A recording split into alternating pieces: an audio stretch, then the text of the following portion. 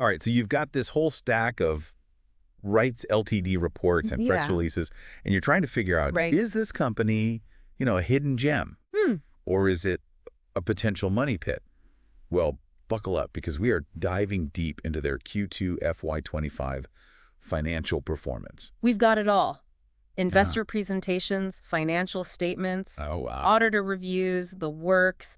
We're going to break it all down and see what's really going on with Rites. So for anyone who's not familiar, Rites is a publicly traded Right. transport infrastructure consultancy and engineering firm. They're listed on the National Stock Exchange of India Limited. That's right. Okay, let's start with that number that always seems to make investors sweat a little bit. Yep. Revenue. Oh. The consolidated revenue for the first half of FY25 is down 8.9% year-on-year, and standalone revenue, Okay. down 8.4%. Yeah. So before anyone panics, remember that revenue dips Right. aren't always a bad omen. Mm. Sometimes it's strategic. Sometimes it's just, things happening outside. Yeah. And the reports actually give us some clues here.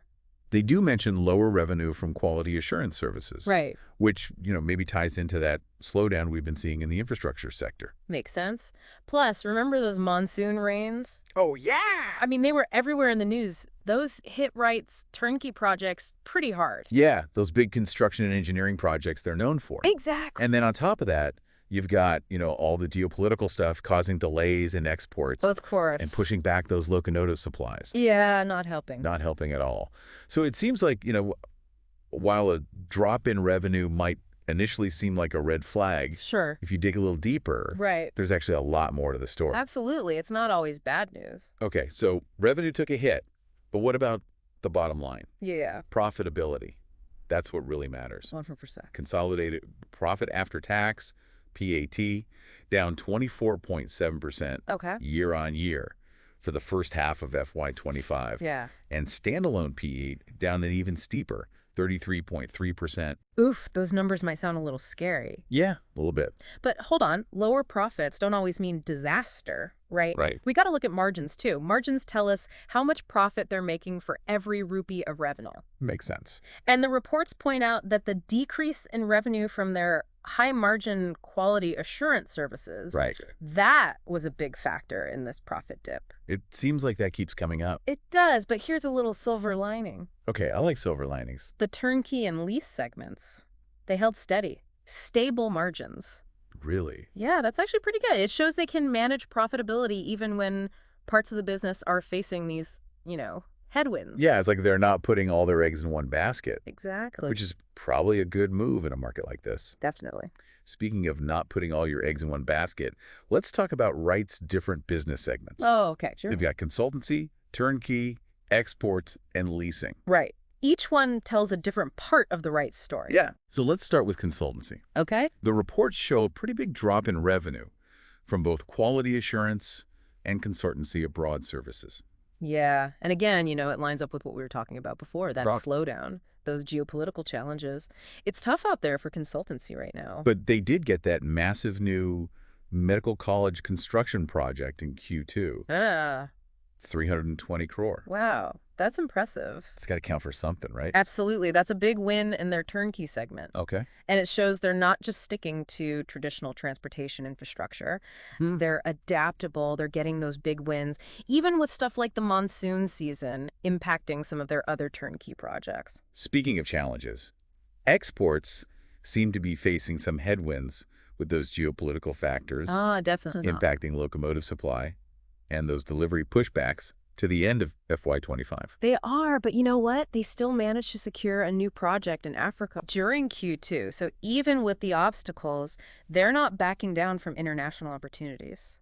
Interesting. It seems like they're in it for the long haul. And then there's leasing, just kind of quietly chugging along in the background. Right. The reports don't have a ton of details about leasing, but we know they leased 9 locomotives to 2 different clients in Q2. Okay.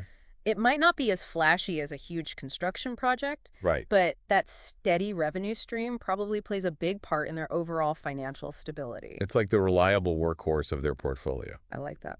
Now, one thing that really jumped out at me in these reports, Rites seems to have this employee productivity puzzle going on. You noticed that too? Yeah, the numbers seem kind of contradictory. Yeah. Revenue and profit per employee are down. Right. But they have this incredibly low attrition rate, only 1.99% in FY24. That's tiny. And they actually hired more people this year. So why hire more people when revenue and profit per employee are declining? Right? It's like, what's going on there? Maybe they've got an amazing office with free chai and nap pods. That would be nice. But there's probably a more strategic explanation here. Right. Maybe they're investing in, talent, getting ready for future growth, or expanding into new areas that need specific expertise. So if you were looking at Rites as an investment, would this employee data make you more or less confident in their long-term prospects? Are they, proactively getting ready for the future? That's the big question, isn't it? Yeah. Something to keep in mind as we look at their order book and what the future holds. Definitely. But before we jump into that, let's take a closer look at how these different segments we've been talking about are actually performing. That's good. We've got consultancy facing headwinds, turnkey battling the elements but still scoring big wins, Right. exports navigating choppy waters, and leasing quietly bringing in that steady revenue. Yeah. What stands out to you the most from all of this? I think it's really interesting how Rites is showing that they're resilient and adaptable, especially in this unpredictable business environment. Yeah. They're facing challenges head on. Uh-huh. They're also making strategic moves. Yeah. It's not just reacting, they're actively planning for the future. And that brings us to the question of their future prospects and what their order book tells us about their potential for growth. Good news time. Bring on the good news. Rites has a robust order book. Okay. 6,581 crore as of September 30th, 2024. That's not bad. And it's not just the size of the order book, it's also the mix of projects. Oh, how so? 37% nomination-based projects, which usually come from existing relationships, Right. and 63% competition-based, meaning they're out there bidding against others and winning new business. So they're not just relying on their reputation, they're proving they can compete. Exactly. That's great. And remember those key projects we talked about, like that railway operation and maintenance for Dumb Report, the third-party inspection for KEC electrification projects, and the consultancy for a multimodal integration plan around stations in Gujarat. Right. Those are all part of this strong order book, which could mean good things for future revenue. Definitely. And plus, you've got that impressive medical college construction project. Of course. It seems like they're really diversifying their portfolio to reduce risk and create multiple avenues for growth. They are, and that's a good move when things can change so quickly. It seems like this strong order book, combined with their strategic diversification, suggests Rites is in a good position for future growth. I'd agree with that. Even with the revenue dip we saw this quarter. It's a good sign. Okay, so that's a pretty optimistic outlook. But before we get too carried away, let's talk about something else investors always have their eyes on. Dividends and bonus shares. Oh, yeah, the fun stuff. The board of directors declared a second interim dividend of 1.75 per share for FY25, which is, always good news for investors looking for a return. Of course. And they also issued bonus shares in a 1.1 ratio, which seems like a pretty confident move. Should we be celebrating or should we be proceeding with caution? It's definitely a move that often shows confidence in the future. Okay. But like any financial metric, you have to look at dividends and bonus shares in context. Yeah. Think about the company's overall financial health, their strategic direction. Right. It's not a guarantee of future success. No. But it's definitely something to consider when you're thinking about an investment. Right. So we've covered a lot in this first part of our Rites deep dive. We have. We've explored their revenue dip. We've looked at their profitability. We've uncovered this employee productivity puzzle. Right. And peeked into their diverse business segments. A lot to unpack. Absolutely. Join us for part 2, where we'll put on our, financial detective hats. Love it. And examine Rites' cash flow, their debt levels, and their overall financial stability. Can't wait. Welcome back to our deep dive into Rites Ltd's Q2 FY25 performance. Yeah. In part 1, we covered their revenue, took a look at profitability. Right. That whole employee productivity puzzle. Yeah. And the really interesting mix of projects in their portfolio. Yeah. Now we're putting on our financial detective hats, Okay. and we're going to examine their cash flow, Right. their debt levels, Got it. and their overall financial stability. Makes sense. Plus, we'll see how they measure up against their competition, get a better sense of where they stand in the industry. It's all about the bigger picture. Exactly. We're putting together that financial jigsaw puzzle. I like that. Okay, so first up, let's dissect their cash flow statement. All right. I've always thought of the cash flow statement as like the lifeblood of a business, which shows us how the company is generating and using its cash. Yeah, it's a financial health check. Exactly. And in Rites' case, their consolidated cash flow statement shows a net increase in cash and cash equivalents of 53.26 crore. For the first half of FY25, Right. does this mean they're sitting on, a big pile of cash? Well, not necessarily. Okay. Cash flow is dynamic, right? Right. It's about the inflow and outflow. Yeah. So while they've seen a net increase, Mhm. we need to understand where that cash is coming from and where it's going. So break it down for us. Okay, so the primary source is their operating activities, Okay. which brought in a net cash inflow of 147.34 crore in the first half of FY25. So that's good. Yeah, that's a positive sign. Means their core business operations are generating positive cash flow.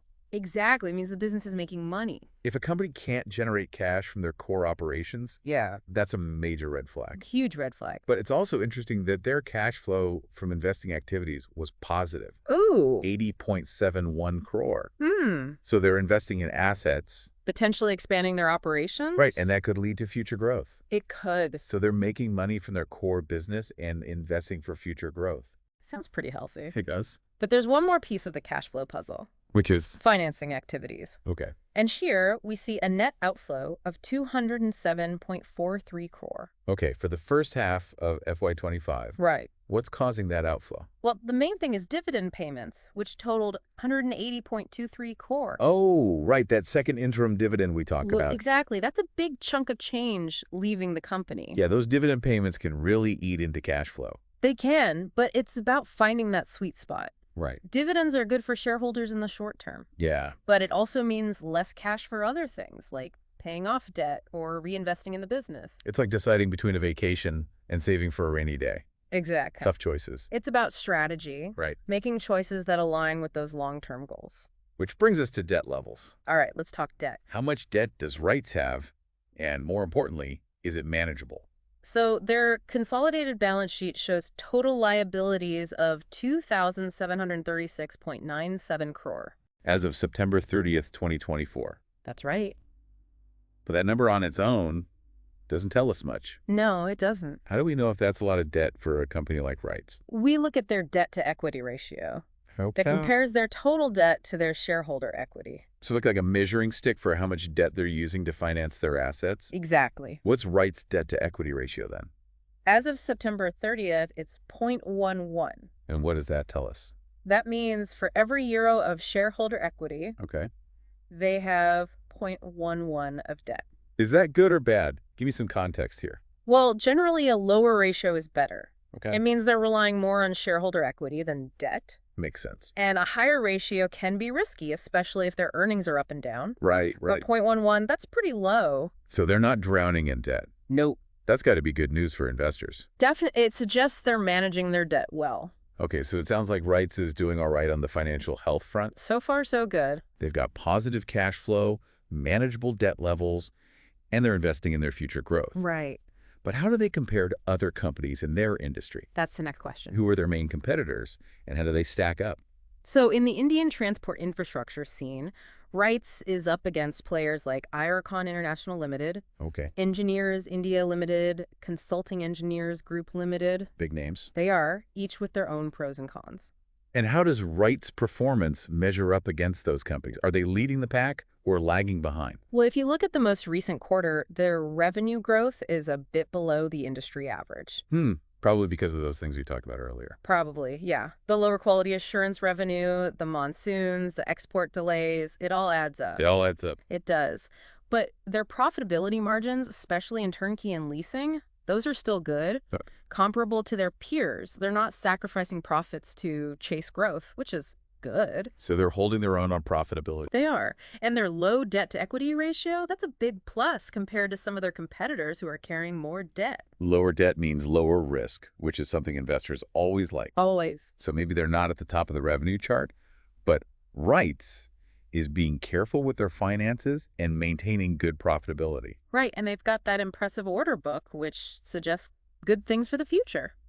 All right, so we've covered cash flow, debt levels, and how they stack up against the competition. What's the overall verdict on their financial stability? Safe bet or risky investment? Based on everything we've seen, Rites seems financially sound. All right. Positive cash flow, manageable debt, a strong order book. Mm, Revenue growth has been hit by those external factors. right. But their profitability is healthy, and they're making strategic moves to set themselves up for success. But like any investment, there are always risks. What should investors be aware of, One thing is their dependence on government projects. especially from the Indian Railways? Exactly. Any changes in government policies or spending could have a big impact. That makes sense. Always got to consider the political and regulatory landscape when you're investing. Absolutely. And then there's that ongoing geopolitical uncertainty, the possibility of a global economic slowdown, Yeah, that could really hit their export business. which is already facing challenges. Right. And we can't forget about competition. Oh, yeah, The infrastructure world is getting more competitive, for sure. which could squeeze their margins. It's something to watch. So, Rites is in a good position right now, but there are definitely some external factors that could change things. It's never a simple yes or no when it comes to investments. Definitely not. Investors need to weigh the potential gains against the risks. I mean, think about their own goals and risk tolerance. Exactly. All right, we've made it to the halfway point of our Rites deep dive. We've gone over their financials, looked at their different business segments, and compared them to the competition. A lot of ground covered. In part 3, we're going to delve into their strategic initiatives, their future outlook, and try to answer that big question. Is Rites Ltd. a good investment? The big one. Plus, we'll discuss how they might navigate this evolving infrastructure landscape, both in India and globally. Sounds good. Stay tuned for the final part of our deep dive. We'll be right back. Welcome back to the final part of our deep dive into Rites Ltd.'s Q2 FY25 performance. We've really scrutinized their financials, broken down their business segments, Yeah. and even, played detective, comparing them to their competitors. It's been a journey. Now, it's time to look ahead.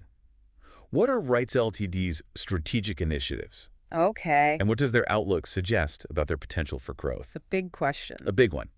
Is Rites Ltd.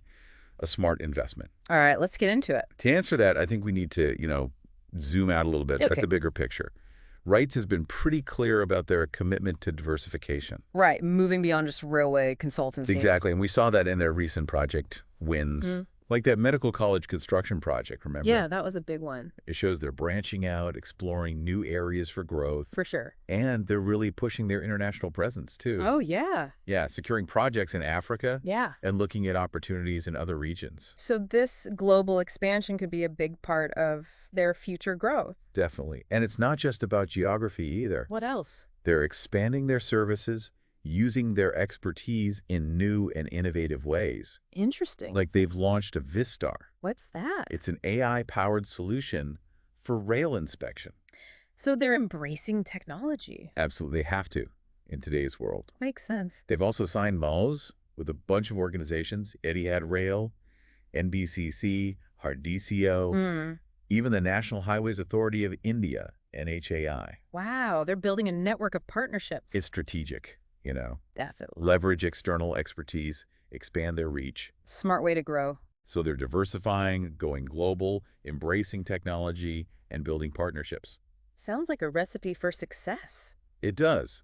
And if you read their management commentary in the reports, they're pretty optimistic. Okay. They're focusing on high-value projects, being efficient, and leveraging that strong order book. It all points to growth. But even with all this positivity, there are still those external factors that could impact things, Right, the things we talked about before. like their reliance on government projects. Especially from the Indian Railways. Any change in policies or spending there could really shake things up. True.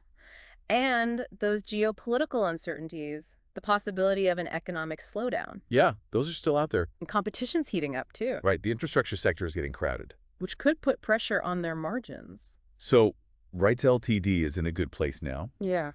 but investors definitely need to consider both the good and the bad. The opportunities and the risks. Exactly, before making any decisions. Informed investing is all about balance. Couldn't have said it better myself. Well, we've reached the end of our deep dive into Rites Ltd.'s Q2 FY25 performance.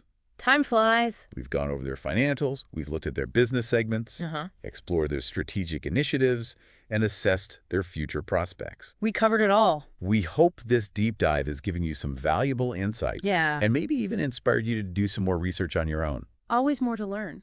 What's really fascinating to me is how Rites Ltd's performance is so tied to the bigger trends in infrastructure development, not just in India, but globally. That's a good point.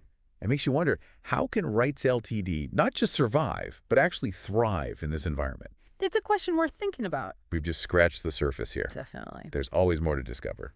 So on that note, we'll leave you with one final thought. Okay. In a world that's changing so fast, with technology disrupting everything and sustainability becoming so important, Right. how will Rites Ltd adapt and innovate to stay ahead in the infrastructure game? Something to ponder. That's all for this deep dive. Until next time, keep learning, keep questioning, and keep exploring.